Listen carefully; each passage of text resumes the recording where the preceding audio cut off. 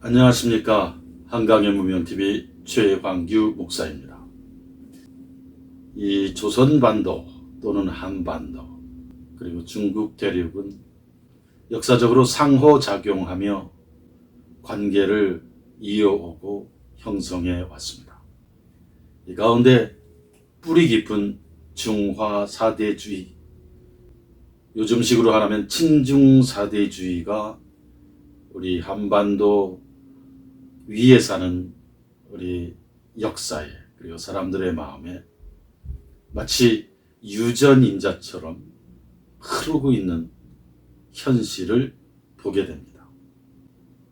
예전에 서울의 한성에 영은문이 있었는데 그 영은문은 중국에서 오는 사신들을 혹은 특사들을 아주 뜨겁게 환영하는 그런 의미로서의 영은문이 있었는데, 구한말, 나라가 망해가는 꼴을 보던 개화파 청년들, 이 나라가 구렁텅이 수렁으로 빠져드는 것을 보고 의분에 차서 개화의 길로 걸어가다 실패한 적이 있습니다.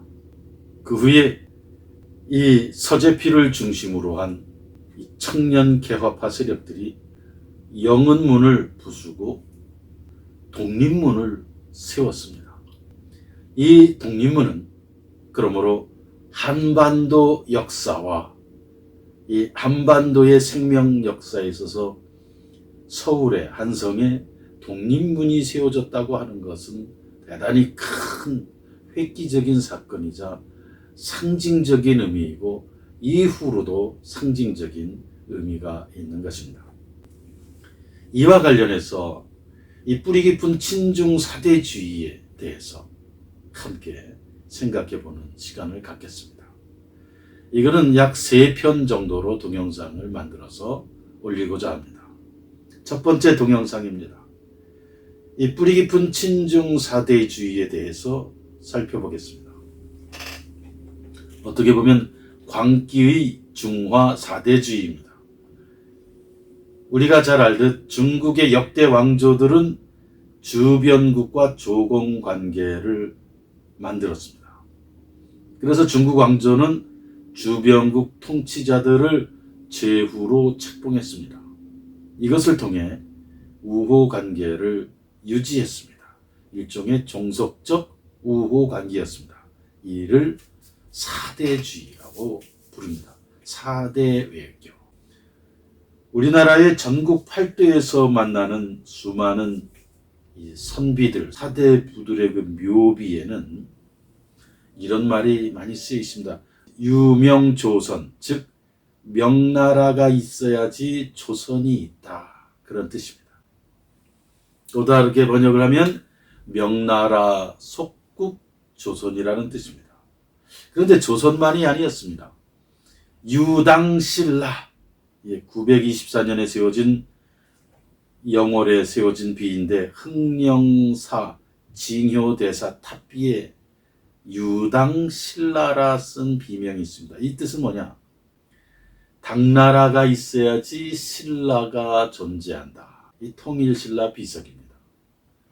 유송고려라는 비문도 있습니다. 1021년에 개성에 세워진 것인데 송나라가 있어야 고려가 있다는 비문입니다. 유원고려라는 비문이 있습니다. 1352년에 세워진 비문인데 이것은 원나라, 즉 몽고가 있어야 고려가 있다. 그 뜻입니다. 요즘식으로 하면 유중한국, 중국이 있어야 한국이 있다. 이런 의미로도 될 수 있습니다. 그런데 조선은 이 정도가 지나쳤습니다.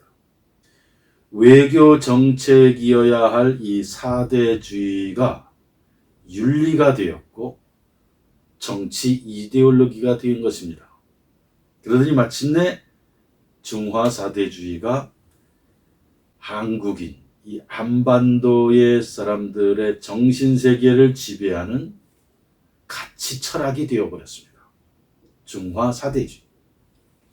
1392년 이성계가 이끄는 군부와 정도전으로 대변되는 신진사대부 연합세력이 고려 왕조를 타도했습니다. 일종의 군사정변 쿠데타입니다.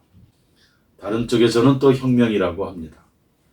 그해 7월 17일 왕이 된 태조 이성계는 11월 새 나라 이름 후보로 조선과 환영 두 개를 명나라 황제 주원장에 올렸는데 이듬해 2월 주원장이 조선을 국호로 선택해서 허락했습니다.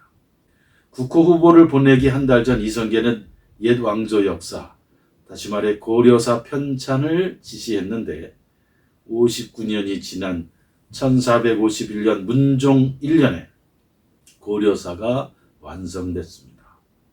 그런데 이 책에는 고려 왕조가 늘 사용했던 황제, 천자 같은 표현이 없어지고 왕으로 바뀌었습니다. 고려 황제 제도 또한 제후국 제도로 바뀌어 있었다고 하는 겁니다. 역사의 엄청난 왜곡, 사대주의의 종속국으로 떨어진 그 모습을 우리가 볼 수 있습니다. 1416년 태종 때 세자 담당 부서 경승부 윤변계량이 이런 말을 했습니다. 조선은 천자가 분봉한 나라가 아니다. 즉 중국이 분봉한 나라가 아니라 단군을 시조로 하늘에서 내려온 나라라면서 하늘의 제사를 지내자고 주장했습니다. 다시 말해서 조선의 왜곡된 역사를 바꾸고 정통 역사 그 맥으로 다시 회복해야 된다는 역사 정신을 가진 이 신화, 민족사를 정확히 알고 있는 신화가 민족사를 다시 회복하자고 하는 주장을 한 것입니다. 그런데 그 당시 실록 사관은 이렇게 기록했습니다. 동국, 즉 조선이란 말입니다. 동쪽 나라, 중국의 동쪽 나라. 이것도 굉장히 조선을 비하하는 말이죠. 동국에서, 즉 조선에서 하늘에 제사하자고 하다니 분수를 모르는 억지다. 이렇게 비난했습니다. 1416년 6월 1일 태종실록에 기록되어 있는 것입니다. 어찌 조그만 동국 조선에서 하늘에 제사하자고 하다니 분수를 모르는 놈. 이게 중국에서 한 얘기가 아니라 실록을 쓴 사관도 조선 사람 아닙니까? 이 사관이 이런 말을 한 겁니다. 그만큼 민족의 영혼, 국가의 영혼이 철저하게 타락했다. 죽었다. 그리고 사대주의의 개로 떨어지는, 완전한 개로 떨어지는 기록이었다고 하는 거죠. 사대주의의 개로 떨어지는 그 기록입니다.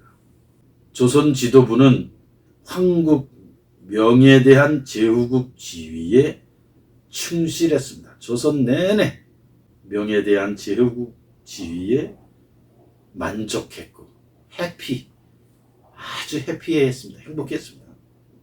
그러다 임진왜란이 터지고 정묘호란이 터지고 병자호란이 터졌습니다. 중화 문명을 자부한 조선이 야만국인 일본에 의해 임진왜란 때 초토화되어 자부심과 자존감이 무너졌고 오랑캐라고 생각했던 저 변발민족 청나라에 짓밟혀 또 한 번 자존감이 무너졌습니다.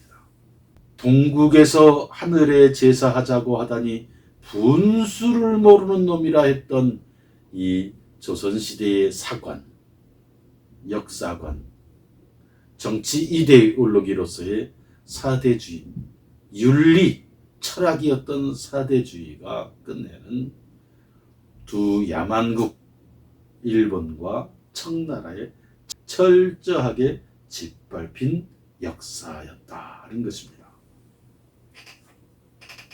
대한민국은 진리와 자유의 문명입니다.